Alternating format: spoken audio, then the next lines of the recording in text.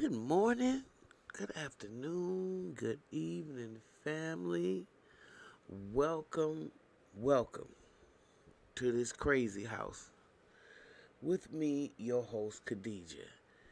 Y'all, I've had some knee problems for the last couple days, and it was real difficult to move around. And sometimes you just got to take it easy. And you would have think I've learned that by now. But I still have difficulty with that sometimes because I'm so hyper. And I just I'm grateful, and then I'm like, it can be a curse, right? So I had to get up off my legs for a few days and nurse my knee, so I was able to walk and do the things that I usually do because it's getting ready to be, well, it's starting to be spring, and the ground is softening up, and I gotta do my planting, and but this year, I don't mean to go off though, but this year I'm putting things in containers more so than I did just putting it out on the ground, because that way I got to babysit it too much. When I put it in containers and stick the containers, um, they're portable. They can be moved around, and I can put some netting and stuff around it. So my ground is starting to soften up, and I already had the tree chopped down, so I could take the wood pieces and actually I've given a neighbor a few that have fireplaces. I've taken a lot and mulched it up so I can use that mulch and stuff around my garden. But that's neither here nor there. Those of y'all that planting and know that you need to grow your own.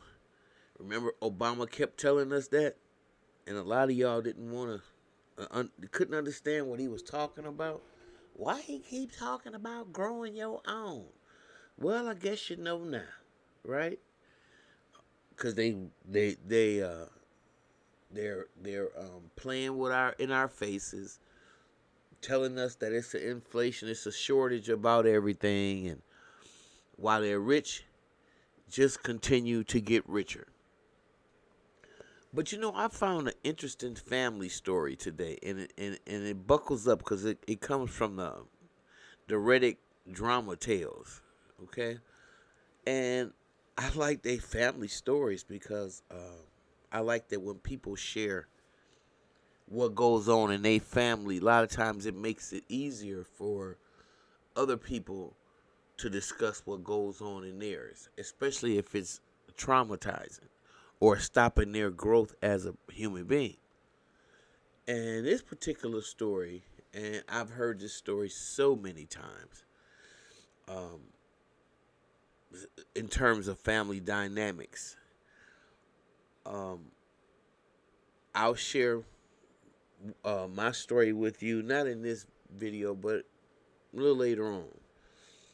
But what I know is a family dynamic, and I'm realizing a lot of people are experiencing this, and that is that their parents playing extreme favoritism for one kid, and they don't really see the damage, or they don't really care what that does to um, their other offsprings. They just decide that's what they want to do, and that favorite is going to reap the benefits of whatever they have, while the rest of them, I don't know. Some of them, you just better figure it out. So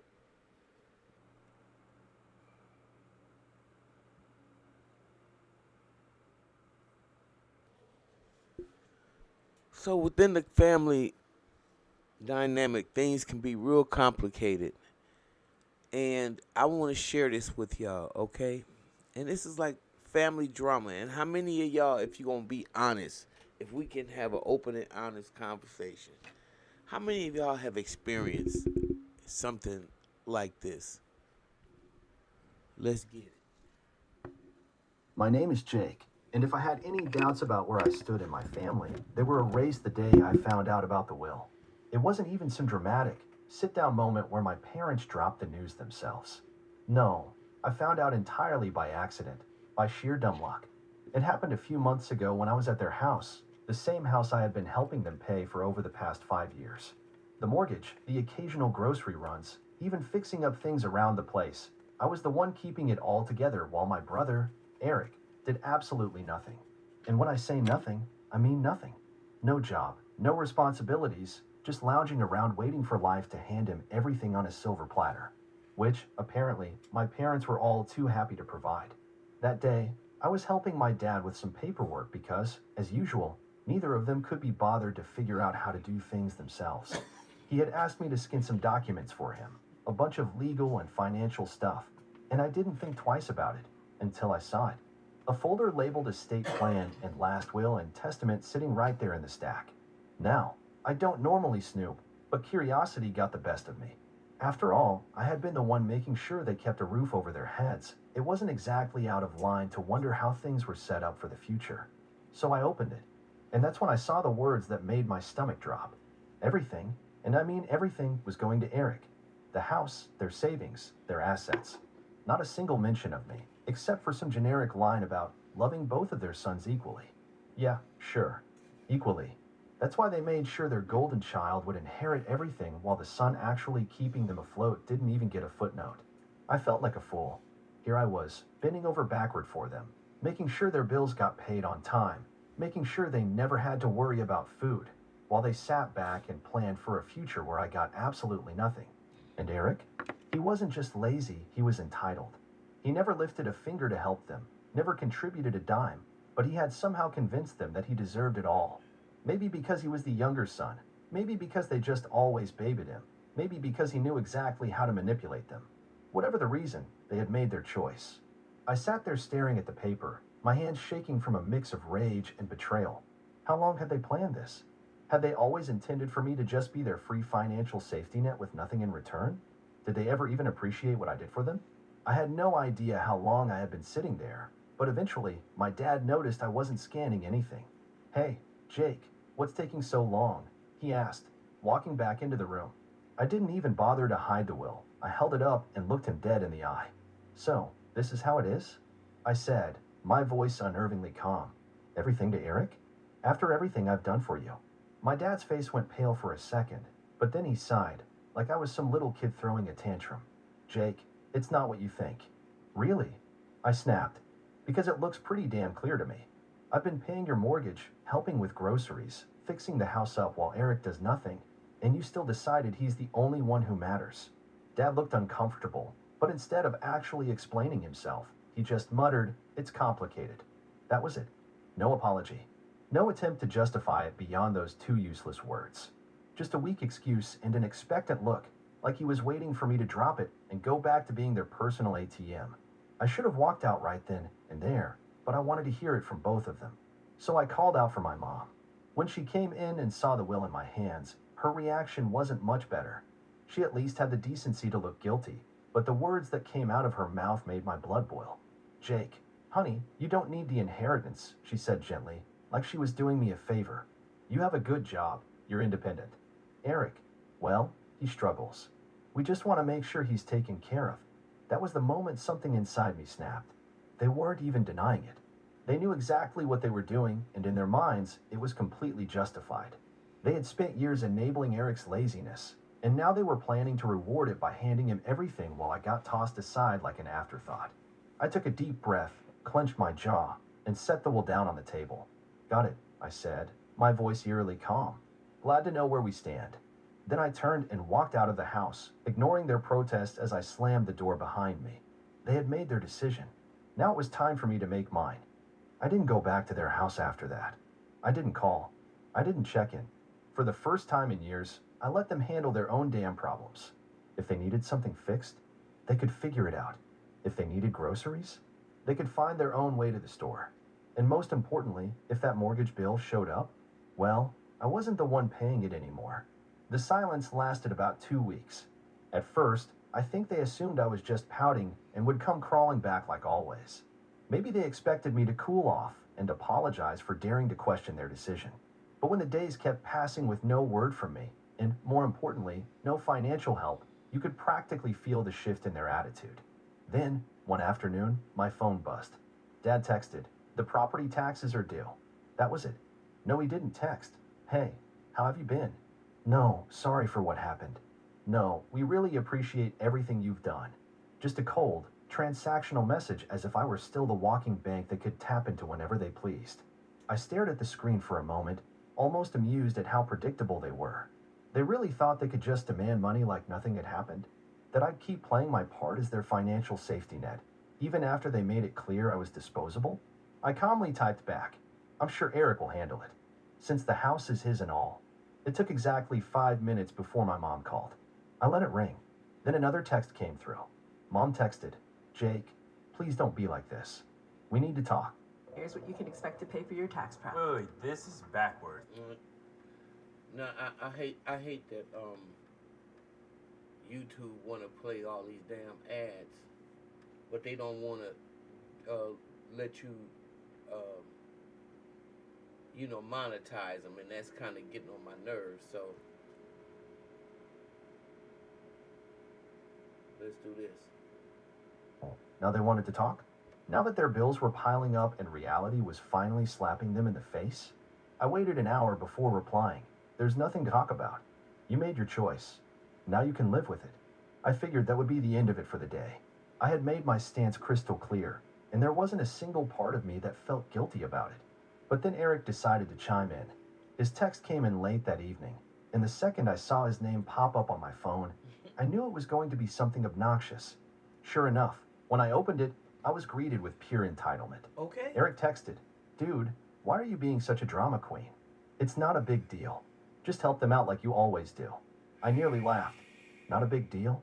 He was really acting like I had no right to be mad about this. Wow. I typed back, "Nah, I think you've got it covered, since you're the favorite and all." Eric texted, "Oh my God, are you seriously mad about the will? Grow up, man. It's just money." Oh, now it was just money. Now that it was his to inherit, it suddenly didn't matter? The hypocrisy was astounding. I shot back. "Then you won't mind using some of that money to pay for the mortgage, right?" Silence. A few minutes later, my mom texted me again, this time going full guilt trip mode. Mom texted, "Jake, we're your parents. Family takes care of each other. We did so much for you growing up, and now you're just abandoning us?" I had to take a deep breath to stop myself from throwing my phone across the room. Abandoning them? I had spent years making sure they never had to struggle, all while they coddled Eric and rewarded his laziness. And now that they finally had to deal with the consequences of their own decisions, I was the bad guy. I wasn't falling for it. Not this time. I responded, "You made it clear I wasn't part of the family when you left me out of the will. Now Eric can take care of you." I could imagine my mom gasping dramatically at that. She always had a flair for acting like the victim, even when she was the one in the wrong. A few minutes later, my dad sent another text, and this one had me seething. Dad texted, "We're not asking for much. Just enough to cover the mortgage for a few more months until we figure things out. Don't be selfish." Selfish. The word made my blood boil. I had been bailing them out for years, sacrificing my own money, time, and energy to make their lives easier. I had done everything a good son was supposed to do. And how did they repay me? By making sure I got nothing in return. And now, when I was finally standing up for myself, I was the selfish one? I clenched my jaw, took a deep breath, and typed back, "No, I'm done." Then I turned off my phone. They had made their choice. Now they were going to live with it. The silence lasted a day. I knew my parents wouldn't give up that easily, but I wasn't expecting what happened next. The next morning, I woke up to a notification on my phone, a bank transfer request. I frowned, unlocking my phone to check. It was from my mom. She had actually sent me a request for money, like I was some ATM. The amount? $3,500. I stared at it in disbelief, half laughing at the audacity. No message. No explanation. Just a cold, Shameless demand for the exact amount they needed to cover their overdue mortgage. They weren't even asking anymore. They were just assuming I'd cave. I declined it without hesitation. Not even 5 minutes later, my phone rang. It was Mom. I let it ring. Then came another text. Mom texted, "Jake, I know you saw the request. Why did you decline it?" I took my time before replying because it's not my responsibility. Try Eric. Another call. Declined. Then another text. Mom texted, "We're going to lose the house if you don't help us." Oh, now it was an emergency? After all those years of treating me like a walking wallet, now they were finally facing the consequences? I typed back, "Maybe you should have thought about that before deciding I didn't matter." A few seconds later, Dad chimed in. "Dad, you're really gonna let your parents become homeless?" Well, that one actually made me laugh out loud. The manipulation was so blatant it was almost funny. They weren't broke. They weren't about to be thrown on the streets. They just didn't want to dip into their own savings because they were so used to me covering everything. I ignored them for the rest of the day. That night, I got a text from Eric. "Dude, just send them the money already. You're making this a bigger deal than it is." I clenched my jaw. This entitled little prick really thought he could lecture me? I typed back, "You mean the same money you're inheriting? Why don't you send it?" His response came fast. Eric texted, "You know I don't have that kind of cash right now." Oh, so now it was about affordability? He was perfectly fine with me draining my accounts, but the second it was his turn, suddenly he had nothing to offer. I replied, "Guess you better figure it out then, bro. You're the one that chose." No response. I went to bed feeling oddly at peace, like I had finally broken free from years of manipulation. But the next day, things escalated. I was at work when I got a call from my apartment's front desk. "Hey, Jake, your parents are here?" I nearly dropped my phone. "What?" She hesitated before adding, "They're saying it's an emergency and that you won't answer their calls." Oh, my God. They showed up at my apartment just because I stopped paying their bills? I took a deep breath, pinching the bridge of my nose. Please don't let them up. I'm not expecting them. There was an awkward pause. They're being kind of pushy. I clenched my jaw. I don't care. They can leave. I hung up and immediately got a text from Mom. We're downstairs. Open the door. No question. No explanation. Just another demand. I didn't reply. Another text from Mom. "Jake, we're not leaving until you talk to us." I exhaled sharply, standing up from my desk. They weren't going to back down. Fine. I was about to teach them a lesson they wouldn't forget. I grabbed my keys and stormed downstairs, my blood boiling. I wasn't scared. I was furious. The sheer audacity of these people to show up at my home, uninvited, demanding money like I was their personal ATM. Not even a phone call first. Not even a half-hearted apology. Just a full-on ambush. They really thought they could just corner me into submission like I was some naive kid. I yanked the door open, and there they were, Mom, Dad, and, of course, Eric, all standing in a tight little formation like they were about to stage a family intervention. Mom had her arms crossed. Her classic disappointed mother looked locked and loaded. Dad was standing stiff, hands in his pockets, his expression a mix of frustration and entitlement, like he couldn't believe I was actually making him do this in person. And Eric? The little leech had the nerve to look bored, like this whole situation was just mildly inconvenient for him, like he wasn't the reason any of this was happening. The moment Mom saw me, she went full theatrics. "Jake, finally, we need to talk." I leaned against the doorframe, arms crossed. "No, you need to leave." She blinked, as if she physically couldn't comprehend what I just said. "Excuse me. You heard me." My voice was calm, controlled, but firm. "You don't get to just show up at my apartment demanding money. That's insane." Dad let out a sharp scoff. "Are you really going to let us lose the house over a petty grudge?" I let out a cold laugh. "Petty grudge? Oh, you mean the one where you decided I was good enough to pay your bills, but not good enough to be in your will? That grudge." Mom gasped, clutching her chest like I had just slapped her. "Jake, that's not fair. We only did what we thought was best for the family." I tilted my head. "Best for the family? You mean best for Eric. Just say it." Silence. A long, heavy silence. Eric, who had been weirdly quiet up until now, finally spoke up. "Look, man, I don't even want to be involved in this. I didn't ask for anything." I turned to him, finally letting loose. "No, you just sit back and take everything that's handed to you. You're 28 years old, Eric. Get a damn job." His face turned red. "Dude, what the hell?" I took a step closer. "You heard me. You want to inherit the house? Start acting like a homeowner. You want to be the golden child? Start paying their damn bills. I'm done being your personal bank. Eric looked away, suddenly very interested in the pavement. Mom took a deep breath, recalibrating her guilt trip. Jake, he's your brother. I nodded. Yep, and I've supported him longer than you ever have. Dad's face darkened. You're being selfish. I laughed. A real, genuine laugh. Oh, that's rich coming from you. I gestured between them. You two decided that Eric deserved everything, and I deserved nothing. And now that it's time to pay the price for that choice, you're trying to manipulate me into fixing it for you. Not happening. Mom's voice sharpened. We thought you'd be mature about this. I raised an eyebrow. Mature? You mean quietly accept that I was betrayed and keep paying your bills? Because let's be real, that's what you wanted. Dad stepped forward, trying to loom over me like he used to when I was a kid. Jake, we raised you. We fed you, clothed you, gave you everything. The least you can do is help us now. I looked him dead in the eye. I already did. For years. And you repaid me by cutting me out. Mom's lip trembled. We thought you'd understand. I exhaled, shaking my head. Oh, I understand perfectly. I understand that I was never family to you, just a paycheck. Silence again. A suffocating, undeniable silence. I turned to Eric, who was still pretending to be invisible. And you, what's your excuse? You had years to grow up, to get your life together, to contribute. But you didn't, because you knew they'd take care of you. And when they're gone, you just expected me to step in, huh? Eric finally snapped. What do you want me to say, man? I didn't ask for this. I nodded slowly. Right. You didn't ask. You just benefited. His mouth opened, then closed. Nothing. He had nothing. Mom tried one last guilt trip. Jake, we're family. Family takes care of each other. I stared at her for a long moment before answering exactly. So why didn't you take care of me? She froze. No words. No comeback. Nothing. I let out a slow breath, feeling lighter than I had in years. We're done here.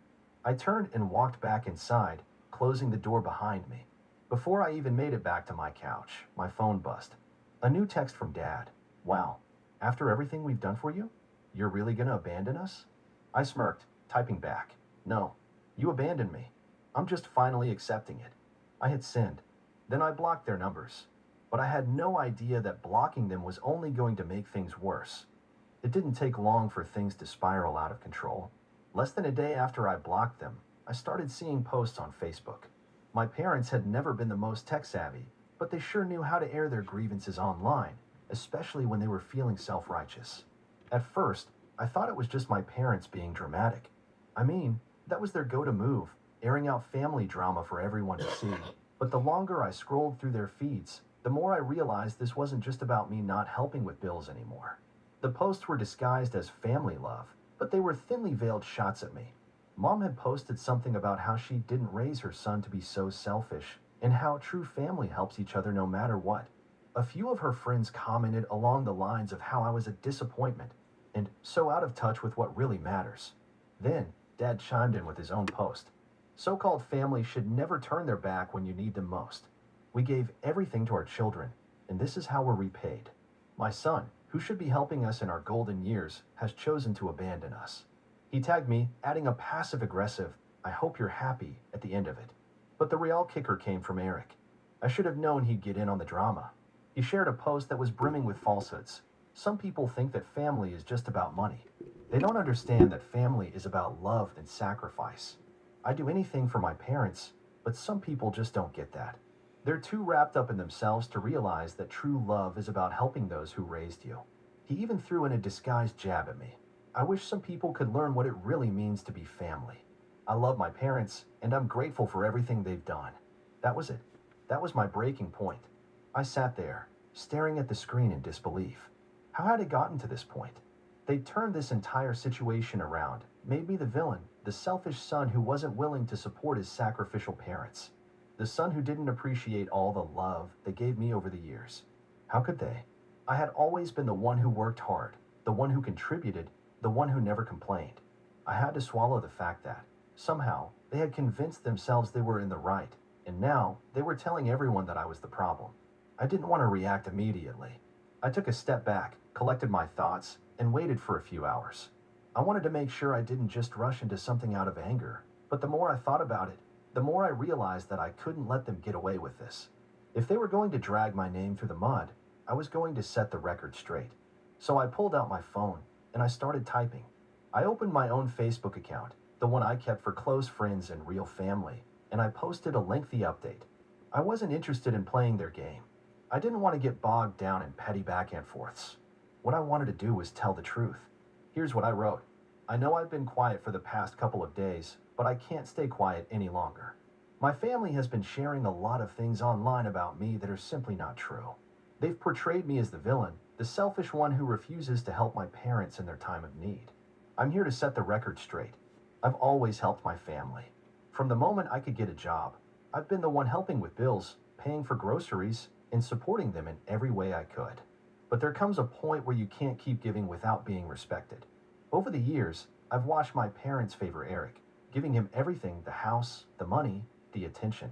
Meanwhile, I was expected to just keep giving, without ever being considered as equal. I'm sure some of you might be reading this and thinking, well, that's just how family works. But here's the truth. Family should be a two-way street. When I found out that my parents left everything to Eric in their will, I realized how one-sided this entire relationship had been. They didn't even consider me, not even for a moment. They've made it clear that I'm just the one they can count on when things get rough, but never the one they actually want around unless it's convenient for them. For years, I've been the one funding their lifestyle. I've paid for vacations, chipped in for bills, and even helped out with things like the house taxes. And for what? To be treated like a backup plan? I'm done. I'm not just some wallet they can pull money from whenever they need it. I'm a human being, and I deserve respect. I've earned the right to be treated like I matter, not just when they need something from me. As for Eric, it's time for him to grow up. He's 28 years old, and he's never worked a day in his life. He's never taken responsibility for anything. My parents have enabled him for so long that it's no surprise he's the one they favor. But here's the thing. He's had plenty of time to get his life together. And now, it's time for him to stand on his own 2 feet. To everyone who has been following this drama and supporting my parents, you need to understand that there's always two sides to every story. Yes, family is important, but it's also about mutual respect. I've given enough for a lifetime, and I'm not apologizing for taking a step back. This is not me turning my back on family. This is me finally choosing myself. And to my parents, I wish you the best, but I am done being your doormat. I hit post, and instantly, I felt a sense of relief. For the first time in my life, I was telling the world the truth about my family, about how they had taken advantage of me for years, how they had always expected me to be the one to save them, without ever once thinking about what I needed. I wasn't going to let their narrative control my life anymore. The reactions were instant. Some people, who I hadn't talked to in years, came forward to express their support. A few of my cousins, friends of my parents, even some distant relatives, liked the post, sending me private messages telling me they were sorry for what I had been through. It felt so freeing to finally have the truth out there, not buried under guilt trips and manipulative behavior. But then came the backlash. My parents and Eric went ballistic. Eric messaged me, "You're a traitor. You really had to air all our business out like this? You have no respect for family." Dad called me, practically yelling into the phone, "You've ruined everything, Jake. You'll regret this. You'll regret cutting us off. You'll regret turning your back on your own family." But I didn't regret it. Not for a second. I blocked them all. I was done. And for the first time in my life, I was free. Free from the toxic grip they'd had on me for so long. As the days passed, I could feel the weight lifting off my shoulders. I was done with being treated as less than. I was done with being the one who was always expected to fix everyone else's problems. And now, I finally had the freedom to live my own life on my terms. So, no, I don't feel bad for cutting them off. I deserved better. I still do. And from now on, I'm choosing to surround myself with people who appreciate me for who I am, not for what I can give them. It's time for me to move forward for good. And I will. Let me know your thoughts in the comments below. Mm. Whoa. How many of us can handle that message? How many Actually, let me ask. How many think that he was wrong? How many think that um he should not have made a problem for his mom and dad, and that he shouldn't have had no feelings about what they were doing to him. After all, um, he would be all right. How many of y'all in y'all family have that message? And how many of y'all can admit it and deal with it and understand that your healing is in standing up for yourself? And especially in some cultures, we believe that our parents are infallible and they can't be checked. And if they are, it has to be in a disrespectful, crazy kind of way, which is not true. Once you begin to validate yourself, do you think that you can continue to accept what this young man had to realize about his family? I don't know. And from the looks of the comments section, there's so many people who have been through stuff like this that they don't talk about it because they have this godlike complex about their parents. You know? I want to know what y'all think about that. In fact, leave your comment. If you like what you hear, please like, subscribe, and share. And please tell me, if not you, if you know anybody that's been in this situation